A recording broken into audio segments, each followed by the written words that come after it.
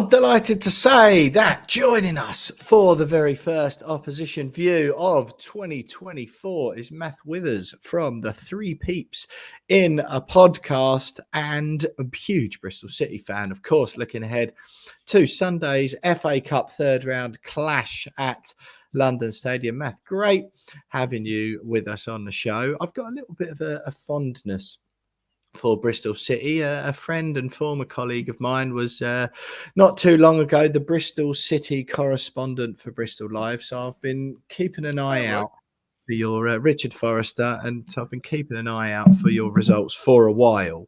One thing I did do in the build up to having a chat with you today was have a look back at some of our previous meetings between our two fine clubs. The most recent one I don't really remember. That was an FA Cup victory, Diafra scoring late in a 1-0 win. But the two games before stick in my mind vividly from when we were in the Championship. Two fairly dull draws. I went to both games, and the Tuesday night home to Bristol City was a 0-0, and I remember it being absolutely freezing cold in Upton Park, and my dad was fuming because my cousin went to France and took all our season tickets with him, so he had to pay 45 quid for the privilege of watching one of the worst games ever. And yeah, I made my way down to Ashton Gate for the 1-1 in the Championship. Are those two the games that stick in your mind particularly? Do you know, I remember the cup one. I genuinely cannot remember the league games. So they probably didn't stick in my memory either. But yeah, it certainly seems it. And thanks for the invite. And I know pleasure. Rich, top man, Rich. So yeah, good. Yeah, he's a decent bloke, and I know he enjoyed his time down in the West Country. I was in Bristol not too long ago myself, actually, for a little visit. How's it going at the moment? Then Bristol City wise, you're 11th in the Championship, 10th or 11th at the moment, sort of mid-table, 10 wins, 10 defeats, 6 draws. It seems okay. What's the feeling among fans? How are you feeling it's going this season?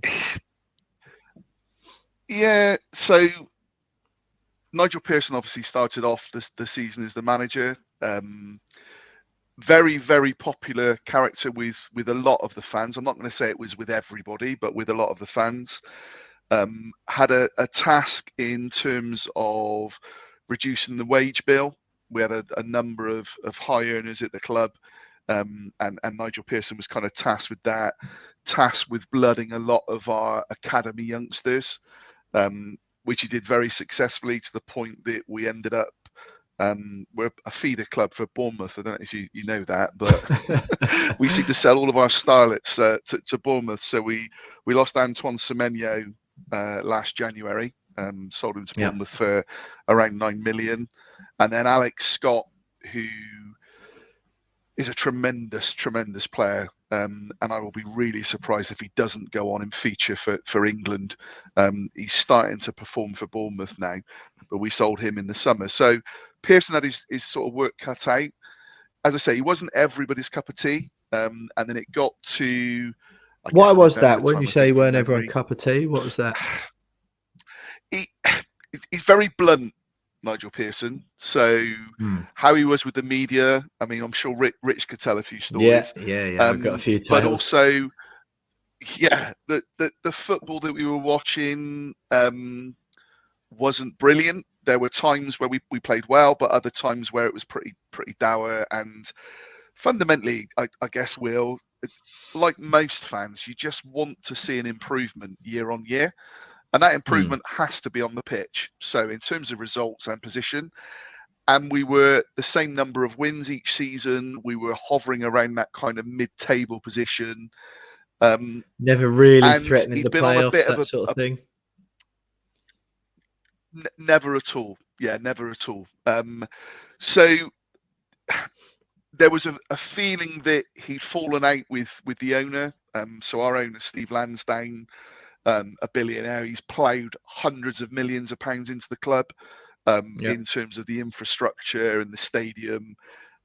You know, if we manage to get a replay, Will, and you get to come back to Ashton Gate, it's vastly different than what you would have seen before. Yeah. So he's done a huge amount with that. 2012 it was, and I it think, seems as when though we came. You've had the Yeah. new stand you've built or refurbished, or what's happened? So we've got two new stands really. So we've got the south stand, which is kind of our old east end, which probably then would have been where the away end was. Yeah, I think I remember. It's pretty stand. small and run down, was it? Yeah, exactly. Yeah, exactly. Yeah, that's it. So and it's very much a match day experience now. You know, we have live bands playing out the front. There's lots of sort of you know, stands, drinking, etc. So done a huge amount to take the club forward for that. We've got a brand new state-of-the-art training complex referred to as the High Performance Centre, which draws a few laughs from some fans because it doesn't feel like Jake Humphrey didn't come and open it, did he? No, he never. No, yeah, no, he never. So I think because of that, and as I say, Nigel Pearson seemed to have a bit of a falling out with the owners, and was coming out and talking about, you know, when he was asked questions by the local press, he would refer, well, you'll need to ask people up the pay grade for that, and kind of starting to deflect a few things. And once you start doing that, there's only ever going to be one winner at any club. But even that, we lost to Cardiff 2-0, I think, away. But we had terrible injuries, and I was on the local radio station and was asked about Nigel Pearson's position. And I sort of said, look, until we get some of the injuries back, it's really not fair to judge him. And then he was sacked the following day. Went through a process where, I say a process where Frank Lampard's name was over everything, and everywhere you looked, seemingly Frank Lampard was at the training centre, and then somewhat out of the blue, not really because his name got mentioned, but Liam Manning, who has a West Ham connection, as you probably know, Oxford manager, was then appointed, and we've been on a kind of progression with Liam. I think he's won 3 games. I'll have to double check thinking now, but he's trying to change the style of football that we've got to be in a much more possession-based side, and we're definitely doing that. Right. Over the Christmas period, just before we'd beaten Sunderland, Hull City, and then on Boxing Day we went away to Watford and beat Watford 4-1. And everybody's starting to then think things are really looking up. You know, we're turning things around now, and perhaps they're starting to really understand what the Liam Manning, what was being referred to as Manning ball, is all about. Sorry, he's won 1, 2, 3, 4. Yeah, 4. Right. So we started to think that, and then we've then gone to Birmingham. Wayne Rooney's second from his penultimate game, where he openly came out and sort of said they'd set up to keep a clean sheet. It was a dull 0-0 game. We didn't have a single shot on target. But we kind of thought, well, they'd set up like that. Well, you take a point away from home. And then on New Year's Day, we played Millwall, which was dreadful. We lost 1-0 to a injury time goal. Didn't have a single. We had one shot on target. So what started out as a really good Christmas period then ended up being not so great. So Liam Manning still needs to convince a number of our fans. I think partly because they really like Nigel Pearson, didn't like the way that Nigel Pearson's exit was handled, and are sort of thinking, well, have we got the players to try and play the kind of football that Liam Manning wants to play? So, yeah, it's been a little bit up and down. I think we're still only 4 points off the playoff position, but realistically, we're probably where we are now, 11th, 10th, is probably where we'll end up finishing, I would think. Well, that's what I was going to say, Matt. Is that what like fans are expecting? Because I always like to ask like how fans are feeling at the moment, because bizarrely with our club, we had the most Premier League points we've ever picked up in the first half of a season, 6th place in the league, and somehow, through to their last 16 Europa League, somehow supporters are still moaning and want the manager sacked, which I'm sort of bored of talking about it and trying to understand it really. But what's the feeling like among Bristol City fans at the moment then? And as far as what you're saying there, what's like the fans' expectation, and then perhaps a realistic expectation of what you want to achieve this season?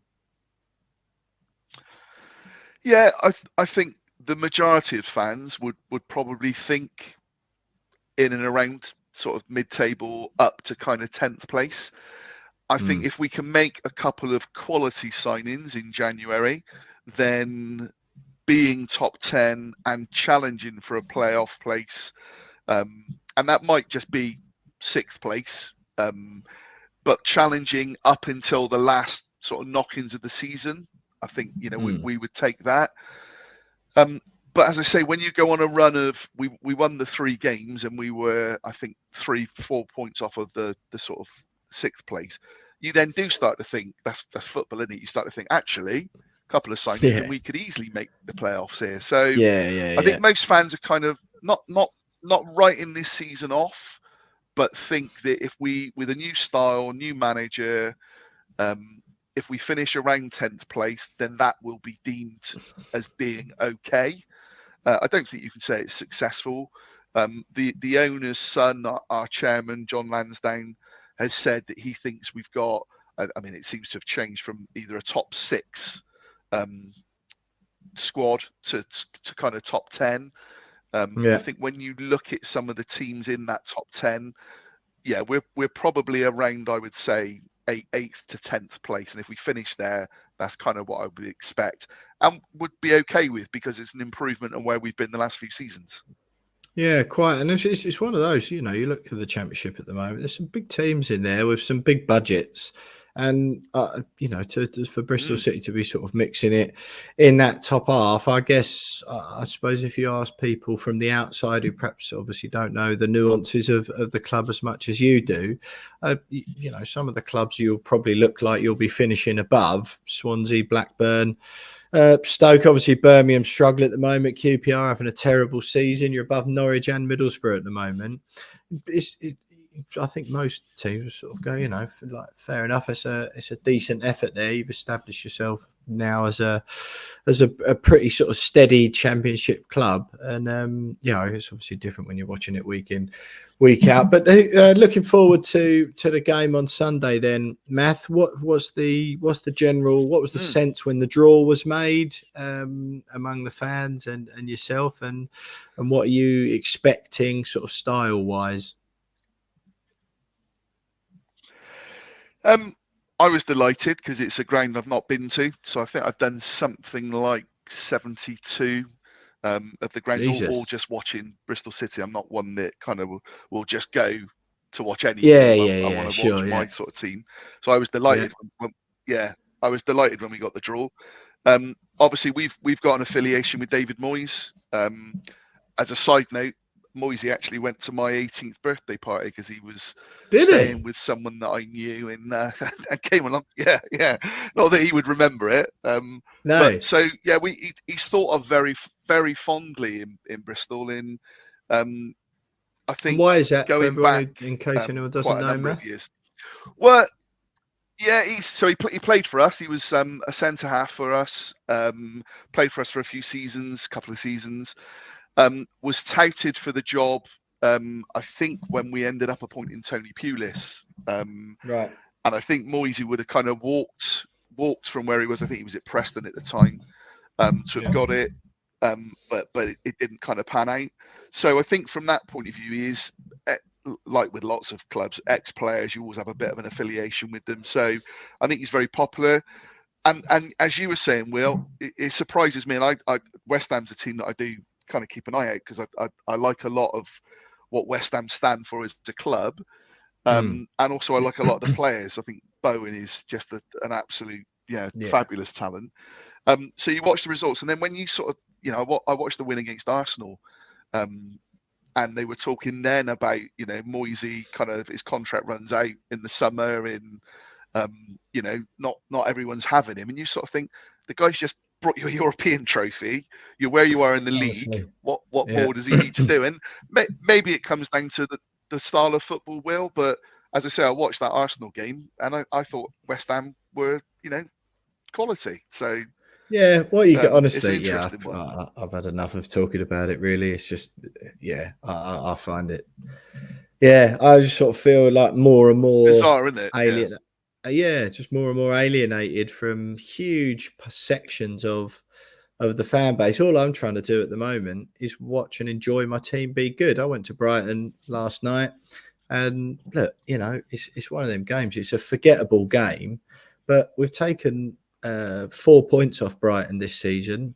Before this season, we hadn't beaten them for 13 years, and we're sixth in the table. We're above them. Everyone's waxing lyrical about Roberto De Zerbi and how amazing they are.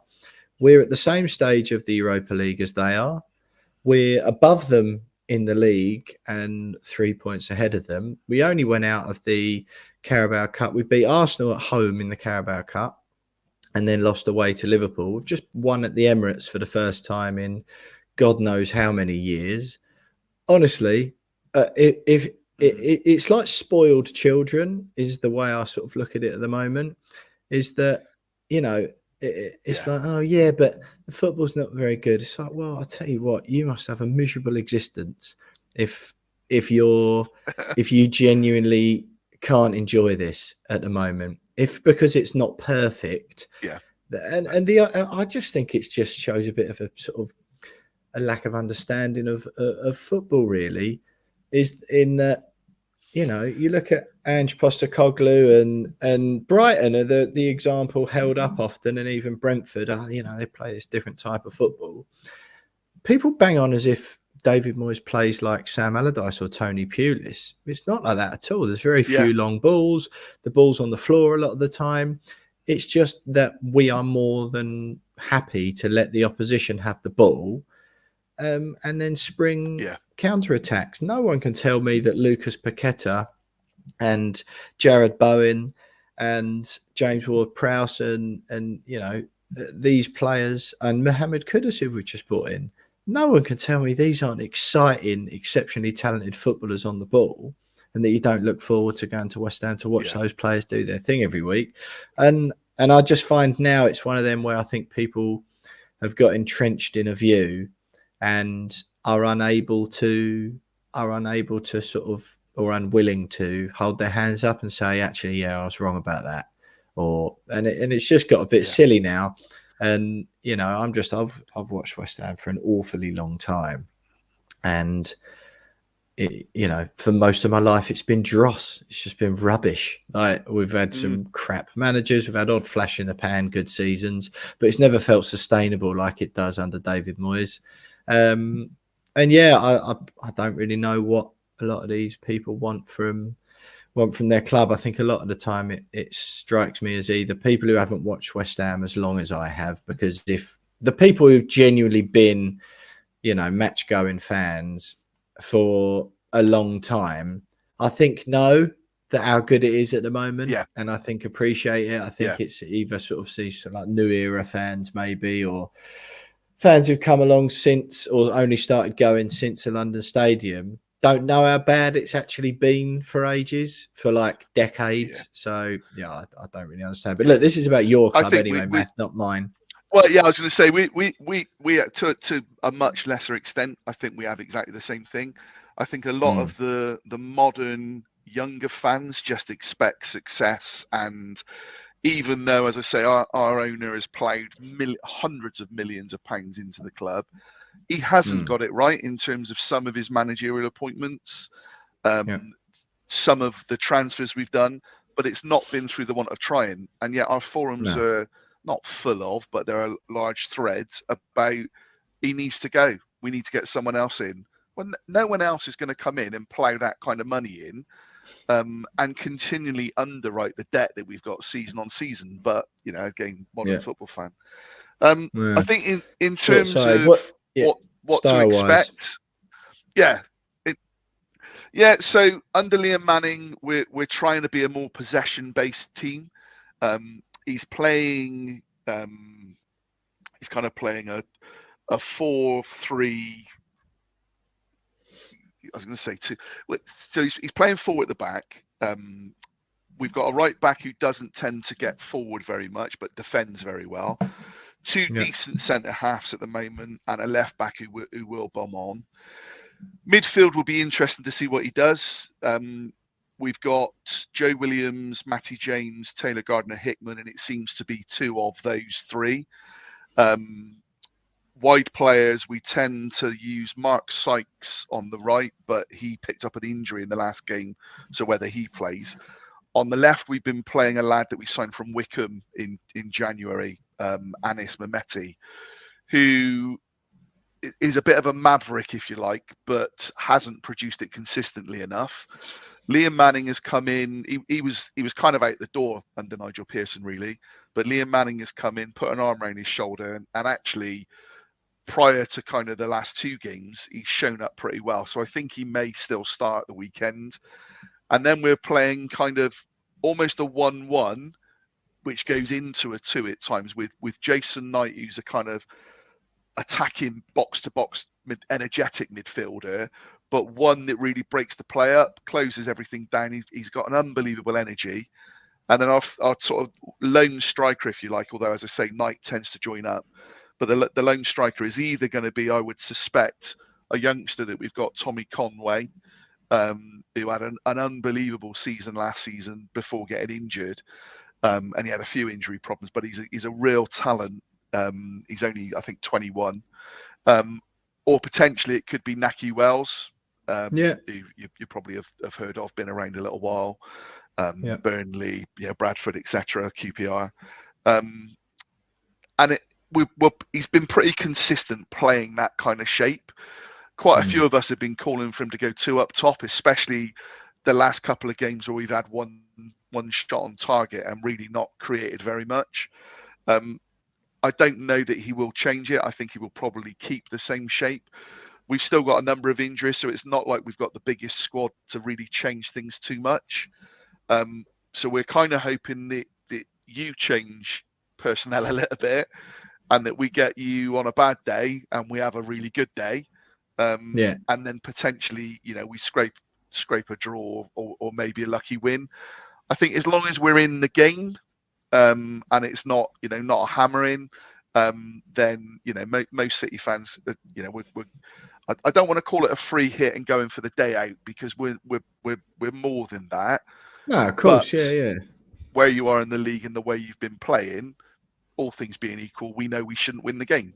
But it's the cup. If you make a few changes, if you have an off day, then who knows? I think you probably expect that from West Ham to make some widespread changes.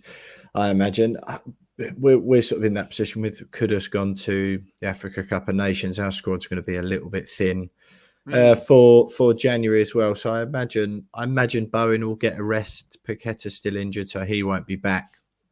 I imagine like the Souček, Alvarez, Ward-Prowse, a couple of them will be given a rest probably.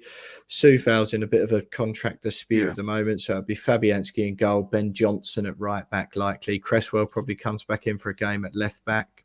We're already down to bare bones centre back wise with Ogbonna playing at the moment. So I imagine it's Ogbonna and Mavropanos again, which is already our third and fourth choice probably of centre halves. And then so I imagine it will be about as weak of a team as West Ham can put out. If Danny Ings plays up front, and we won't score if we play for 7 years. So, and again, that is likely either him or Divine Mabama. I think most fans hope it's Mabama. I think it'll be a largely changed West Ham team, to be quite honest. Dave Moyes already getting a bit of grief at the moment, but we've done as well as can be expected in the cup in the League Cup with the draw we've got. We've got the Europa League to focus on. So, some of our lesser understanding fans are going to give David Moyes hell whatever he does, really. So I of course they are. I think he will. Yeah. He will make some changes. But look, Matt, it's been absolutely brilliant having you on the show. How many Bristol City fans, just before I get a prediction off of you, how many Bristol City fans are travelling down? I assume you get an increased allocation. Is it sellout away fans wise? Yeah, I think it's 9,000. Oh, lovely. It's either 6 or 9. I'm sure it's 9. I think it would be 9. Yeah, we had 9,000 from Leeds before. Yeah, I think it's 9,000. It's a sellout. We've got I don't know, stupid amount of coaches that are making their way there. So because for a lot of us, as I say, it's a new ground. So of course. London's always a good day out. So we are really, really looking forward to it. Yeah, lovely. It'd be absolutely brilliant. It was like the FA Cup, of course, but we had 9,000 come from Leeds in an early round cup game last season or season before. So good to hear that it's a sellout. Looking forward to the game. Math Withers joining us there from the Three Peeps in a Podcast. Brilliant having you with us, Math. Give us a score prediction quickly before we let you go.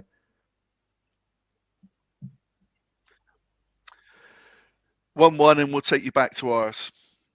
1-1, and we'll take you back to ours. Yeah, I think I don't think David Moyes or many of the fans will fancy the replay at all. But fingers crossed we get the job done. But it's just one of those things with the domestic cups that while obviously I want to win the game and it'd be good to get through you, it's just delaying the inevitable for when we draw Manchester United away and go out, as we have done about 1 million times for the last 10 years or whatever it is. But listen, Matt, thanks so much for joining us. I hope you enjoyed the trip to the stadium. I hope you enjoyed the game. Not too much, of course. And good luck for the rest of the season. That was Matt Withers there, as I've mentioned.